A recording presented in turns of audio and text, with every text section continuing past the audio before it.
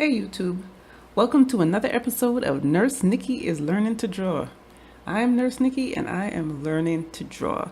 So today I'm going to be drawing an ear, and the tools that I have, if you want to call them tools, the tools that I have are a HB pencil, Dixon HB 2 pencil, regular that you would use in a regular school situation, and a Prisma color Ebony pencil.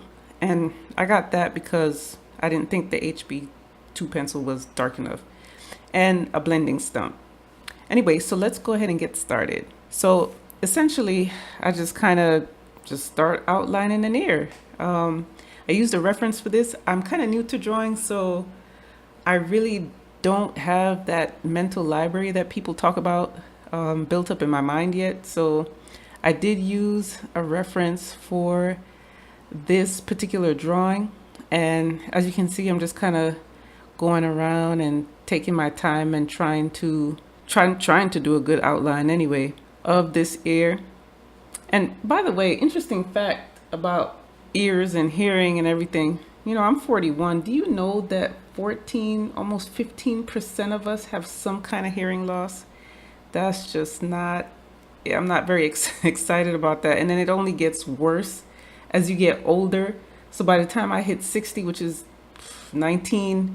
18 years from now, you're talking about 30% of people have hearing loss. Yeah, that's not looking, the future not looking very bright. Anyway, so I'm just going around and just making my outline for this ear. And then there's a YouTuber, her name is Christy Partridge. I hope I'm pronouncing that correctly.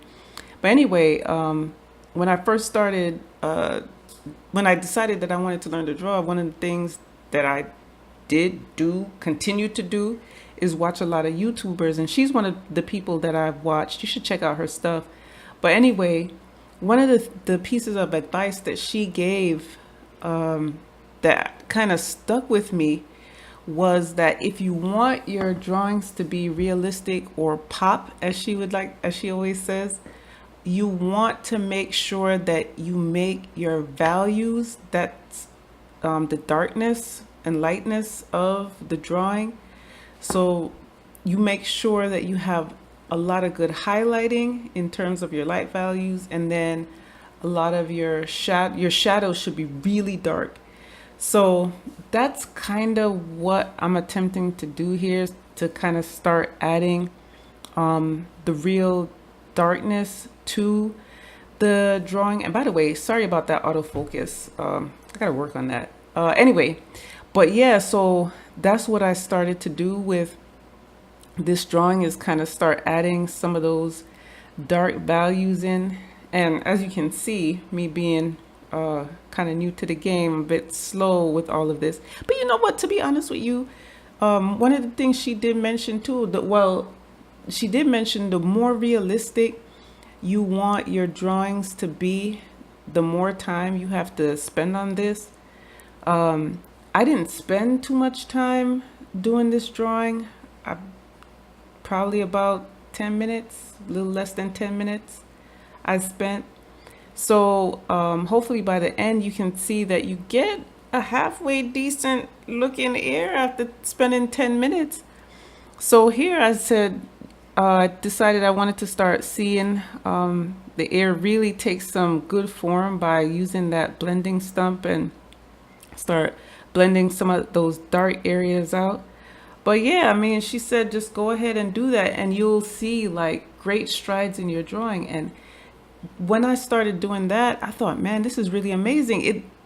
At first I thought, you know, I'm not getting as far as I need to when I first started, because I didn't realize that you really had to go in with those really dark areas. She said one of the things that she notices with beginners is that we tend to leave the areas that we're drawing when we start doing our blending too light.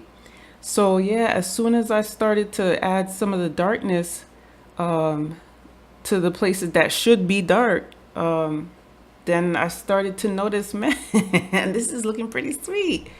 Anyway, so I continue to kind of go and use that Prismacolor Ebony pencil and darken up some of the areas and start blending. And that's another thing that was mentioned, is that you should try to do it in layers, so you don't do like your blending and shading in one layer.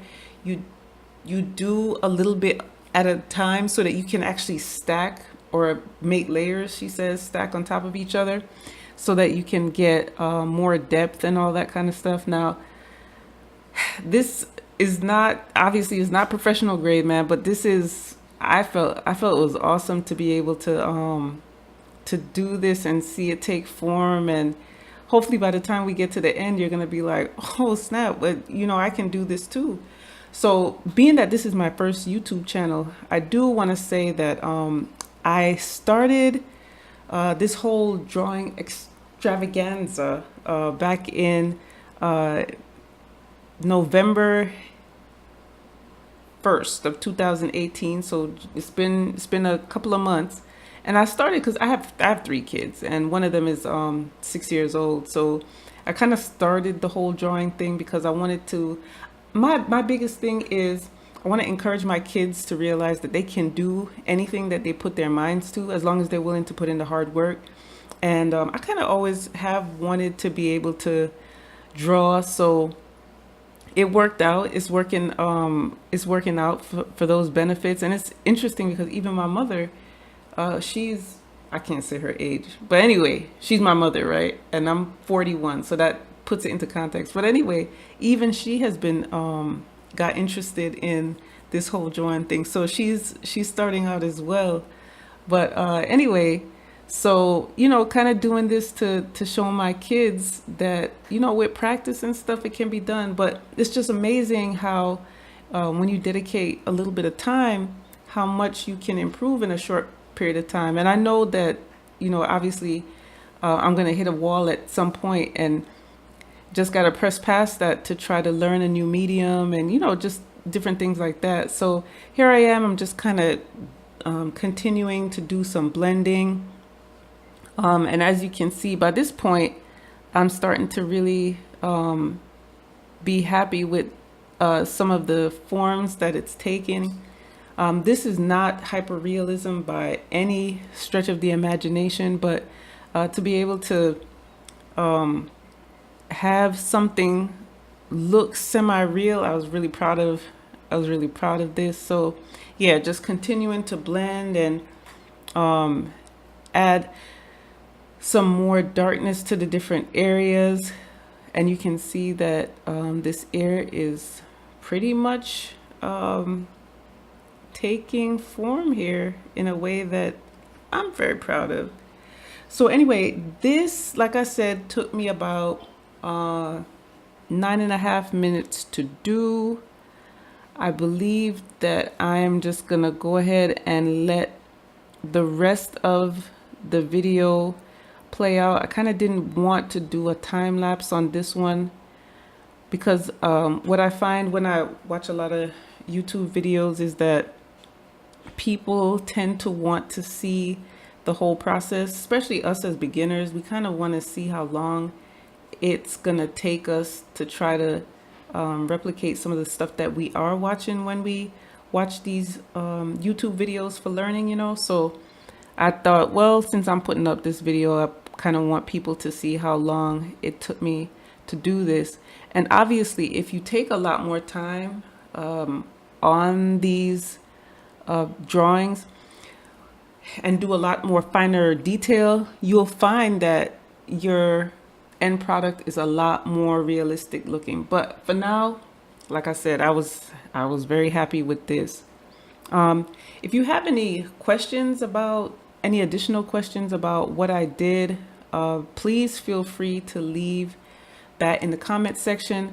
I'll also leave a list of the art supplies I have here in the description box, so feel free to check that out if you want to see what I used. I mean, it's pretty self-explanatory right there, but I will leave that there. And now we have come to the end. Thank you for watching. Please watch other videos that I will be posting of different different body parts and just just different things in general. Please continue to watch. Thank you for your time. Take care. Have a great day. Bye.